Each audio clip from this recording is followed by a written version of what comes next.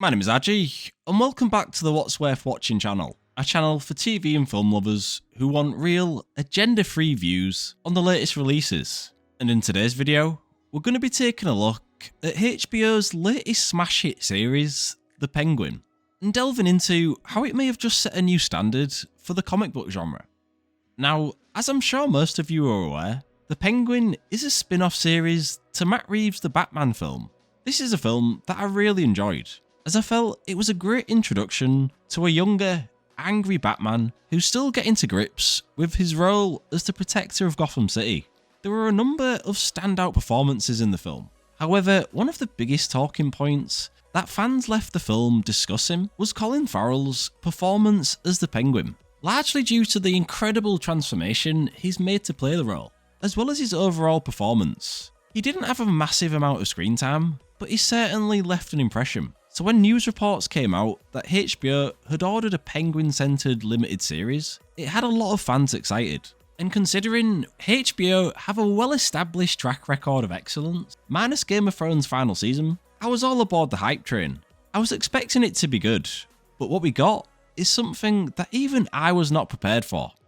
Taking place shortly after the events of The Batman, The Penguin charts Oswald Cobb's rise to power as the people of Gotham deal with the aftermath of the Riddler's mass bombing campaign. Due to the death of Carmine Falcone, the leader of the Falcone crime family, there's now a power vacuum in Gotham's criminal underworld. Members of the Falcone family are vying for leadership of the organisation, whilst their opponents, most notably the Maroni crime family, see this as a moment of weakness and a time when they can become the dominant force in Gotham. This coincides with the return of the infamous Sophia Falcone, who's a daughter of Carmine, who returns after spending 10 years locked away in Arkham Hospital and wants revenge against those who have wronged her.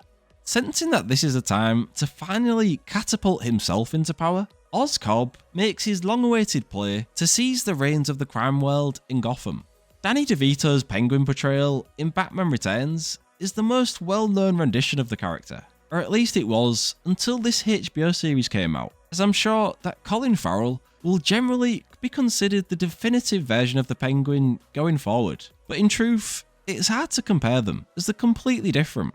This version of Oz is so incredibly cunning and manipulative, whilst also capable of being charming and likeable. He's super smart, but from the very first episode, you can tell that ultimately he is just winging it and hoping for the best, which makes it so damn entertaining. You're watching this guy lie, cheat, and murder his way to the top, but there's times when you find yourself rooting for him, despite him clearly being a ruthless villain. Oz is so driven to become successful that he will do whatever it takes to get there. There are times when he seems like he has a good heart, but you're soon reminded that if it's between you and him, he will choose himself every single time. With the people of Gotham still traumatised by the events of the Batman film, where the climax ended with the city being bombed by the Riddler, leading to a massive amount of flooding and destruction. Oz knows that this is a great opportunity to exploit the local people by offering a new form of release, which is the new drug compound called Bliss. Everyone wants to have fun, but most importantly, to forget what's happened, even if it's just for the duration of the time at a nightclub. That sweet release is everything, and Oz knows that he can make a lot of money by facilitating this sweet release. You can't do it all alone though, and early on, Oz meets a young man called Vic, played wonderfully by Renzi Feliz, who has a stutter, and he takes him under his wing. Their relationship is complex. At times, it's beautiful and heartwarming, and then other times, it's not. Vic is kind of the moral centre of the show. He's a good kid who's been led astray by the wrong people and the terrible situation he finds himself in. When your protagonist is a lying, cheating murderer, Vic is as close to a good guy as you're likely to get. As the season progresses, you learn more about Vic's tragic backstory, and it brings everything into perspective. He's not doing good things, but you can't help but root for the kid and want him to be okay. When discussing the Penguin, one of the first things that people talk about is how incredible the performances are. Colin Farrell is truly unrecognisable in the role, not just because of the amazing prosthetics, but also his accent, mannerisms, and emotional resonance. He's able to pull off a truly unique and memorable performance that has you captivated from the moment he arrives on the screen. He's such a versatile actor, and undoubtedly one of the best actors working today. Credit should also be given to Ryder Allen, who really impresses as the younger version of Oz. He's such a little creep, but he fits the character perfectly, so well done to the casting team for finding this kid. However, the biggest standout for me was Kristen Miliotti's performance as Sophia Falcone. Despite Colin Farrell's brilliance, Kristen Miliotti arguably steals the show with her performance, and I fully expect her to be nominated for an Emmy, as she absolutely kills it. Her character is written so well, but she somehow manages to elevate the character to a position where the audience doesn't know whether to hate the character, pity her, or fear her. There's so much nuance to a performance that you typically don't see in such a villainous role. It's like her and Colin Farrell are trying to compete with each other to be the best actor in the series, and the only winner is the audience. Everyone does well though, in fairness. As I said earlier, Renzi Feliz brings such charm and heart to the role as Vic, but you've also got Clancy Brown giving a typically powerful performance as Salvatore Moroni, as well as Deirdre O'Connell killing it as Ozzy's mother. But for me, what sets it apart from other comic book shows is the writing and direction. Despite its comic book origins, The Penguin is a dark and violent crime drama that's grounded to its core. It's a gritty gangster series that would likely work on its own without any prior knowledge of Batman or its comic book background. It's also very dark, like genuinely dark and disturbing, but never steps over the line to becoming outright depressing and miserable. From the very first episode, the tension is palpable and near constant. It almost always feels like Oz is just one slip away from being killed, which is really impressive considering the show is literally called The Penguin and is a star from the Batman film. It's not like they're about to kill him off anytime soon, but you can't help but feel like there are major stakes, even though logically, you know it's not going to go too badly for him. Like, this is basically his origin story, but they're able to do it due to really impressive direction, but also because of the fantastic writing. Not just in terms of crafting a great story, but the character work. There are layers to each character. You understand who they are and the reasons for the behaviour, even if you don't necessarily agree with it. Oz is a wonderfully written character. He's so complex and layered. Everything he does is driven by his desperation for the love and respect of his mother, who pressures him to be as successful as possible and make a name for himself, even if he's putting himself and others at risk.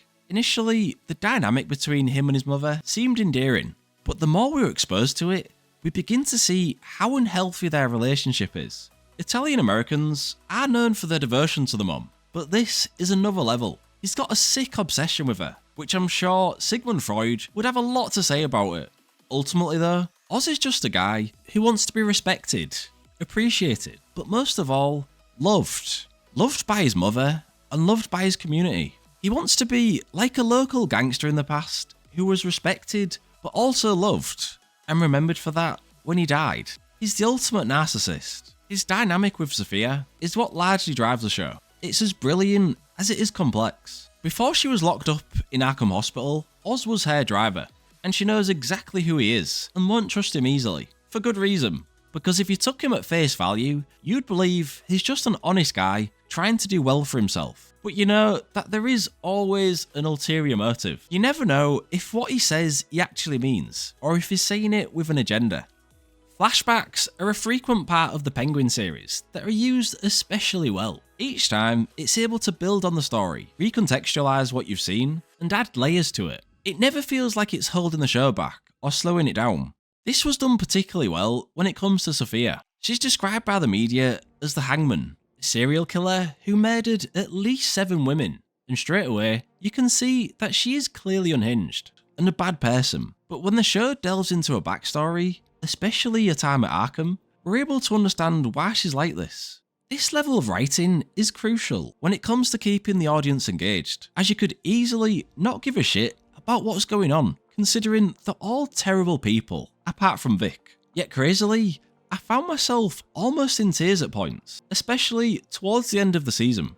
It ends in a suitably bittersweet way that's shocking, heartbreaking, and intense, making for a near perfect season of television.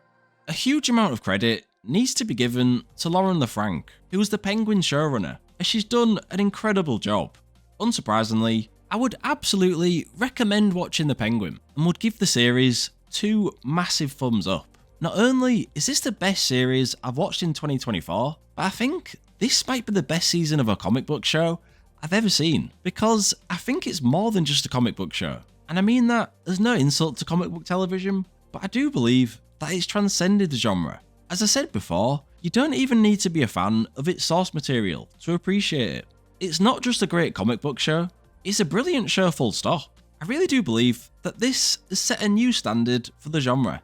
And for me, only Daredevil Season 1 and The Boys Season 1 and 3 are comparable in terms of quality. I'm so damn impressed. As things stand, The Penguin is slated as being nothing more than a limited series, meaning no future seasons, and Colin Farrell had a tough time filming the show due to the lengthy makeup process and dark material, so he's been quoted in the past as being, well, less enthused about reprising the character again. But we do know that he's going to be in future Batman movies, and the show has been a huge success for HBO. The critics loved it, audiences loved it, and it got great ratings. So unsurprisingly, there's been talk about bringing it back for another season, with Matt Reeves saying that Season 2 is definitely on the table. But honestly, I'm fine if they want to just leave it here and continue using the characters in the films. For me, this was a perfect season of television, and I can't imagine they'd be able to match it with a follow-up season. But I am open-minded, so we'll see what happens. But for now, I'm just excited to see the Penguin in future Batman movies. He's going to make for an incredible adversary. So, for those who have watched The Penguin, where does it rank for you in relation to the best comic book seasons? And do you want to see a season 2? Let me know in the comments down below. Thank you for watching, and if you enjoyed the video, leave a like and subscribe for more. And I'll see you next time for another video. Goodbye.